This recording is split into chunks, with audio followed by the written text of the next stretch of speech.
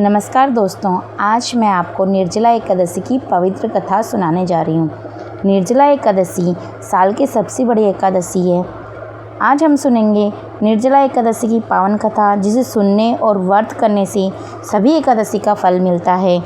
श्री भीमसेन बोले, हे पितामह, भ्राता युधिष्ठिर, माता कुंती, द्रौपदी, अर्जुन, नकुल और सहदेव आदि एकादशी के दिन व्रत करते हैं और मुझसे एकादशी के दिन अन्न खाने को मना करते हैं। मैं उनसे कहता हूँ कि भाई, मैं भक्तिपूर्वक भगवान की पूजा कर सकता हूँ और दान दे सकता हूँ, परंतु मैं एकादशी के दिन भूखा नहीं रह सकता। इस पर व्यास जी बोले, हे भीमसेन, यदि तुम नरक को बुरा और स्वर्ग को अच्छा समझते हो तो प्रत्येक मास की दोनों एकादशी को अन्न न खाया करो। इस पर भीमसेन बोले, हे पितामह, आपसे प्रथम कह चुका हूँ कि मैं एक दिन एक समय भी भोजन किए बिना नहीं रह सकता। फिर मेरे लिए पूरे दिन का उपवास करना तो कठिन है। मेरे पेट में अग्नि का वास है, जो अधिक अन्न खाने पर शांत होती है। यदि मैं प्रयत्न करूँ तो वर्ष में एक व्रत अवश्य कर सकता हूँ। अतः आप मुझे कोई ऐसा व्रत बतलाइए जिससे मैं स्वर्ग की प्राप्ति हो सके। श्री व्यास जी बोले, हे वायुपुत्र, बड़े बड़े ऋषि और महर्षियों ने बहुत से शास्त्र आदि बनाए हैं। यदि कलयुग में मनुष्य उन पर आचरण करे तो अवश्य ही मुक्ति को प्राप्त होता है। उनमें धन बहुत कम खर्च होता है। उनमें से जो पुराणों का सार है उसको कहता हूँ। मनुष्य को दोनों पक्षों की एकादशियों का व्रत करना चाहिए, इससे उन्हें स्वर्ग की प्राप्ति होती है। श्री व्यास जी बोले, हे भीमसेन, कृष्ण और मिथुन संक्रांति के मध्य में ज्येष्ठ मास की शुक्ल पक्ष की एकादशी होती है, उसका निर्जल व्रत रखना चाहिए। इस एकादशी के व्रत में स्नान और आचमन जल वर्जित नहीं है, लेकिन आचमन में 6 मास से जल से अधिक जल नहीं लेना चाहिए। इस आचमन से शरीर को शुद्धि हो जाती है।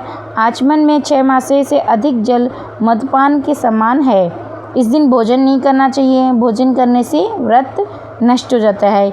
यदि सूर्योदय से सूर्यास्त तक मनुष्य जलपान न करे तो उसे 12 एकादशी के फल की प्राप्ति होती है। द्वादशी के दिन सूर्योदय से पहले ही उठना चाहिए। इसके पश्चात भूखे ब्राह्मण को भोजन कराना चाहिए। तत्पश्चात स्वयं भोजन करना चाहिए। हे भीमसेन, स्वयं भगवान ने मुझसे कहा था कि इस एकादशी का पुण्य समस्त तीर्थों और दान के बराबर है। एक दिन निर्जला रहने से मनुष्य पापों से मुक्त हो जाता है। जो मनुष्य निर्जला एकादशी का व्रत करते हैं उनको मृत्यु के समय भयानक यमदूत नहीं दिखते, वरन भगवान विष्णु के दूत स्वर्ग से आकर उनको पुष्पक विमान पर बिठाकर स्वर्ग को ले जाते हैं। संसार में सबसे श्रेष्ठ निर्जला एकादशी का व्रत है, अतः यत्नपूर्वक इस एकादशी का निर्जल व्रत करना चाहिए। इस दिन ओम नमो भगवते वासुदेवाय इस मंत्र का उच्चारण करना चाहिए। इस दिन गोदान करना चाहिए। इस एकादशी को भीमसेन या पांडव एकादशी भी कहते हैं। निर्जल व्रत करने से पहले भगवान की पूजा करनी चाहिए और उनसे विनय करनी चाहिए कि हे भगवान, आज मैं निर्जला व्रत करता हूँ, इसके दूसरे दिन भोजन करूँगा। मैं इस व्रत को श्रद्धापूर्वक करूँगा, उससे मेरे सब पाप नष्ट हो जाएंगे। इस दिन एक बड़े वस्त्र से ढककर स्वर्ण सहित दान करना चाहिए। जो मनुष्य इस व्रत के अंतराल में स्नान तप आदि करते हैं उनको करोड़ों पल स्वर्ण दान का फल मिलता है। जो मनुष्य इस दिन यज्ञ होम आदि करते हैं उसका फल वर्णन भी नहीं हो सकता। इस निर्जला एकादशी के व्रत से मनुष्य विष्णु लोक को जाता है। जो मनुष्य इसी दिन अन्न खाते हैं उनको चांडाल समझना चाहिए। वे अंत में नरक में जाते हैं। बर्मा हत्यारे, मदपान करने वाले, चोरी करने वाले, गुरु से द्वेष करने वाले, असत्य होने वाले इस व्रत को करने से स्वर्ग को जाते हैं। हे कुंती पुत्र, हे कुंती, जो पुरुष या स्त्री इस व्रत को श्रद्धापूर्वक करते हैं उनके निम्नलिखित कर्तव्य हैं। उन्हें सर्वप्रथम विष्णु भगवान की पूजा करनी चाहिए। तत्पश्चात गोदान करना चाहिए। उस दिन ब्राह्मणों को दक्षिणा, मिष्ठान आदि देना चाहिए।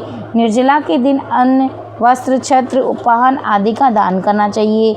जो मनुष्य इस कथा को प्रेम पूर्वक सुनते हैं वह पढ़ते हैं, उनको स्वर्ग की प्राप्ति होती है। तो भक्तों, इस प्रकार निर्जला एकादशी की पवित्र कथा पूरी होती है।